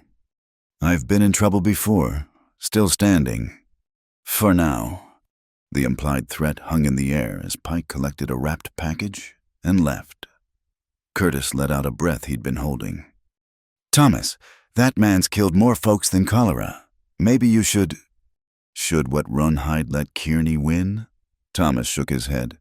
Those days are done, Sam. They completed their purchases and headed to the temporary stables where Ben Johnson had secured their horses. The animals were still skittish from the fire, but Evelyn's gentle touch soon calmed them. We could take them back to the cabin, she suggested. Get out of town for a while. And leave the field to Kearney now. Thomas checked Sage's hooves, finding them sound. We stay visible. Let him know we're not intimidated. Pride's killed more men than bullets, Catherine observed. This isn't about pride. It's about... The shot interrupted him, slamming into the post inches from his head. Thomas reacted on instinct, shoving Evelyn behind a water trough while drawing his Colt. A second shot sparked off the metal trough. The hotel, Catherine pointed to the roof across the street. Second window. Thomas fired twice, his shots punching through the window. A rifle tumbled out, followed by silence. Around them, townspeople scattered like quail. Everyone all right? Thomas called, not moving from cover. Fine, Evelyn gasped. Was that? Warning shots. If they'd wanted me dead, that first bullet wouldn't have missed. Thomas scanned the rooftops. Question is, why warn us? Marshal Crawford appeared, running despite his years. His gun was drawn, badge glinting. What happened? Sniper, Territorial Hotel, second floor. Thomas gestured with his pistol. Might want to check if he's still breathing. Crawford directed 2 deputies to investigate, then turned back to Thomas. You're pushing them hard. They pushed first. And if they push back harder... Thomas helped Evelyn to her feet, noting how steady she was despite the close call. Then we finish it. The deputies returned, supporting a wounded man Thomas didn't recognize. Blood seeped from his shoulder. Says Sandoval hired him. One deputy reported, $50 to scare you, not kill you. Yet, Thomas added grimly. Crawford had the shooter taken to the jail's doctor, then pulled Thomas aside. This is escalating fast. I can't protect you if you keep provoking them. I'm not provoking anyone. I'm living my life, protecting my wife. If that threatens Kearney, that's his problem. It becomes everyone's problem when bullets start flying in the streets. Crawford's voice hardened. I've got one more lead to investigate. After that, I'm filing my report and leaving. Whatever happens then is on you. Understood. As Crawford walked away, Evelyn touched Thomas's arm. Maybe we should reconsider. This isn't just about us anymore. Innocent people could get hurt. Innocent people are already getting hurt, have been for years. Thomas reloaded his Colt with mechanical precision. Every girl Kearney's trapped, every family he's destroyed. We stop him here, or he continues elsewhere. Your father's crusade, Catherine said softly. You're finishing what he started. Someone has to. They returned to the hotel, where word of the shooting had spread. The manager met them nervously. Mr. Beckett, while I sympathize with your situation, I must think of my other guests. Perhaps we'll be leaving tomorrow. Thomas cut him off, one way or another. In their room, they held a war council. The files were spread across the bed, each document representing a life destroyed by Kearney's greed. "He's getting desperate," Catherine analyzed. "First property damage, now violence. He's showing his true nature." "But carefully," Evelyn added. "Warning shots, hired guns, nothing that directly links to him." "He's running out of careful." Thomas studied the street below. "Crawford's investigation has him worried. Our presence has him angry. Combination like that makes men stupid." "Or dangerous." "Same thing, often enough." A knock interrupted them. Thomas answered with gun drawn, finding Daniel Johnson outside. "Pa sent me," the young man said breathlessly. "Kearney's called a town meeting tonight. Says he's got an announcement about resolving the current unpleasantness." "Trap?" Evelyn asked. "Public forum," Catherine corrected. "Too many witnesses for violence. He's planning something else." They attended the meeting, armed but wary. The town hall overflowed with curious citizens, creating a buffer of humanity between the opposing forces. Kearney stood at the podium, dressed like a respectable businessman rather than the parasite he was. "Ladies and gentlemen," he began, his voice carrying easily, "recent events have disturbed our peaceful community. Fires, shootings, federal investigations, all stemming from a simple misunderstanding." Murmurs rippled through the crowd. Thomas kept his hand near his gun, watching Kearney's men positioned around the room. "I've been accused of terrible things," Kearney continued. "Trafficking in human misery. They say destroying families, all because I offer loans to those in need, expecting repayment like any businessman." "You expect more than money," Evelyn called out, standing despite Thomas's restraining hand. "You expect servitude, degradation." Mrs. Beckett." Kearney's smile was oil on water. "Your husband has filled your head with stories. But tell me, did I ever explicitly demand anything improper? Did I not accept payment when offered?" "A payment you immediately claimed was insufficient." "Business, my dear. Interest accrues. Contracts have clauses. Your father understood this when he signed. My father was desperate and drunk. You preyed on that. I offered opportunity. Not my fault if some squander it." Kearney addressed the crowd again. "But I'm not here to debate past grievances. I'm here to propose a solution." Thomas tensed. Here it came, whatever trap Kearney had prepared. "I challenge Mr. Thomas Beckett to settle our differences like men. Tomorrow, noon, in the street. Single combat. Winner takes all." The crowd exploded in voices. A duel technically illegal but still practiced, especially in territorial disputes. "Terms," Thomas called out, his voice cutting through the noise. "Simple. If you win, I leave town. All debts forgiven. No retribution. If I win, your wife honors her father's original contract." "No," Evelyn gasped. "Additionally," Kearney continued, "you and your mother leave the territory permanently. And if I refuse, then things continue as they are. Fires, shootings, investigations." Kearney's eyes glittered. "How many innocent people suffer while we dance this dance?" Beckett. It was masterfully done. Refuse. And Thomas looked like a coward hiding behind legal technicalities. Accept, and he risked everything on a single gunfight. "Thomas," Crawford appeared at his elbow. "You don't have to do this. It's illegal." "It's frontier justice," someone called out. "Let them settle it." The crowd took up the cry. Thomas felt the trap closing but saw no way out that didn't paint him as weak. "I accept," he said clearly. "Tomorrow, noon." Kearney's smile widened. "Excellent. Oh, and to ensure fairness, Mr. Sandoval will serve as my second. You may choose your own." "Ben Johnson," Thomas said immediately. "Agreed. Until tomorrow, then."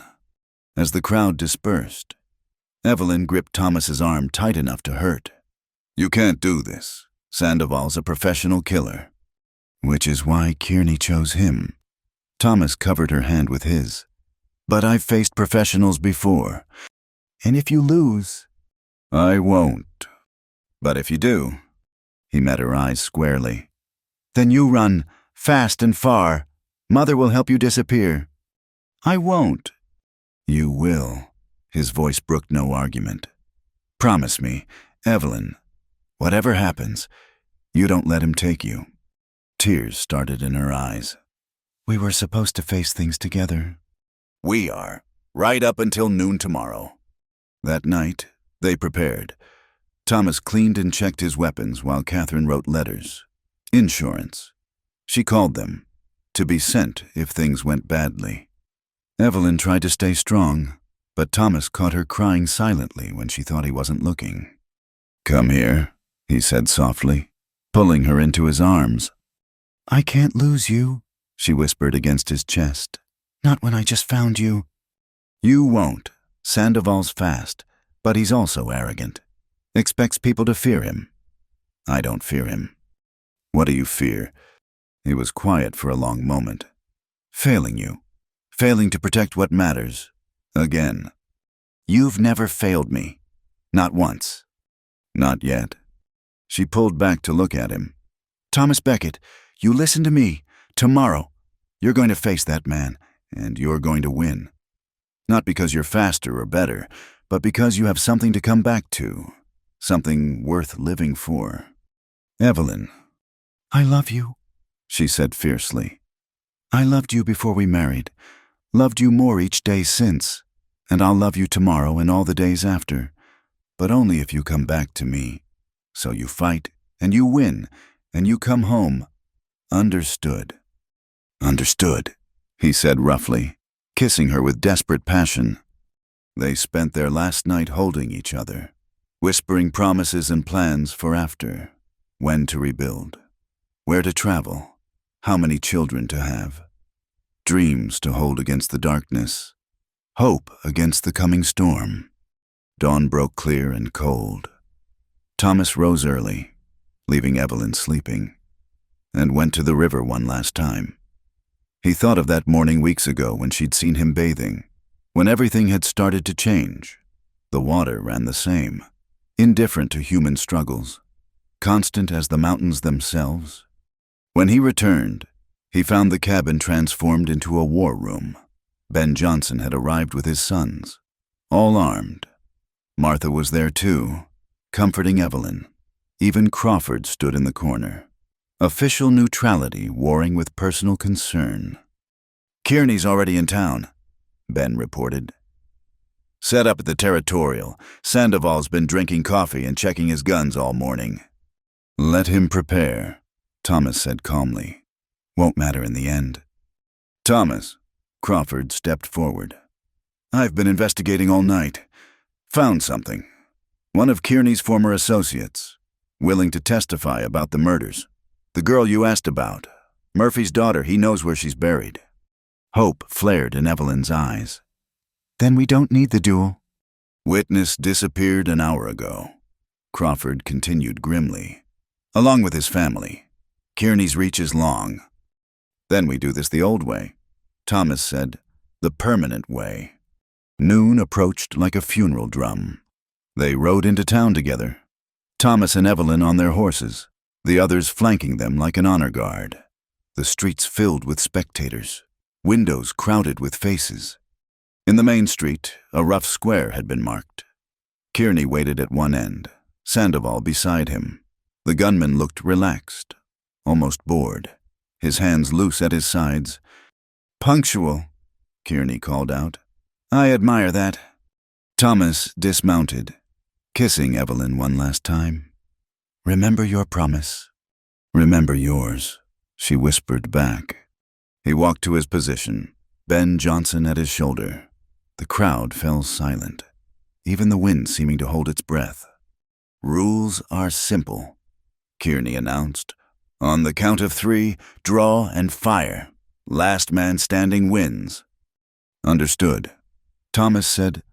He faced Sandoval across 20 paces of dusty street.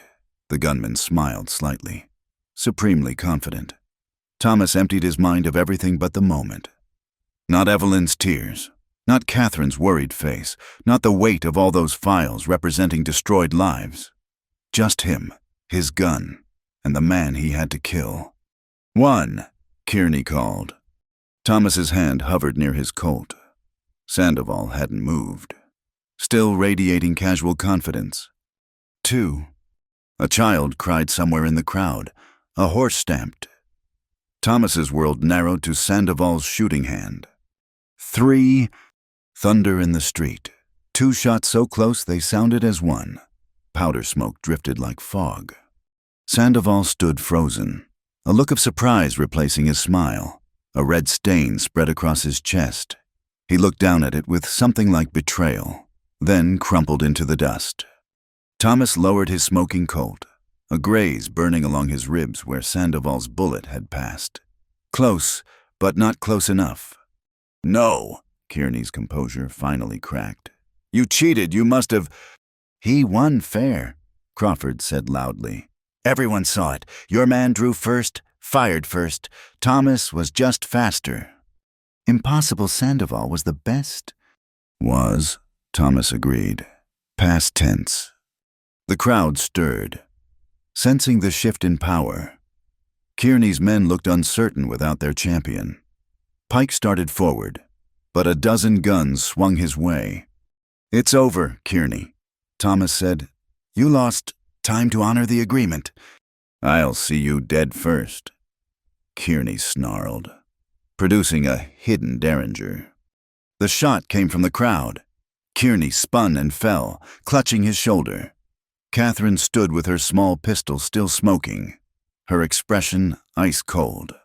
"Nobody threatens my son," she said calmly. Crawford moved quickly, disarming and arresting Kearney. Attempted murder in front of 50 witnesses. That's enough for any judge. As Kearney was dragged away, spitting curses and threats, Evelyn flew into Thomas's arms. "You're hurt." "Scratched? I've had worse." He held her tight, feeling the trembling she tried to hide. "It's over." "Is it?" She looked up at him. "Really over?" "The killing is the rest, the healing, the building, the living. That's just beginning." Later, as Doc Warner stitched Thomas's graze, Marshal Crawford stopped by. That witness I mentioned suddenly remembered where he was. Amazing how gunfights clarify the memory. Kearney's going away for a long time. And his operation, already falling apart. Rats fleeing the ship. Crawford put on his hat. "You did good. Thomas, your father would be proud." "Maybe, but I didn't do it for him." Crawford glanced at Evelyn, busy with Catherine planning their return to the cabin. "No, I don't suppose you did. Take care of her, Thomas, and let her take care of you." "That's what partnership means." As Crawford left, Thomas watched his wife, young, brave, beautiful, alive. Tomorrow they'd go home, back to the cabin that had sheltered his grief and would now shelter their joy. There would be challenges, always were on the frontier, but they'd face them together. Evelyn caught him looking and smiled, that same defiant, hopeful smile that had captured him from the start.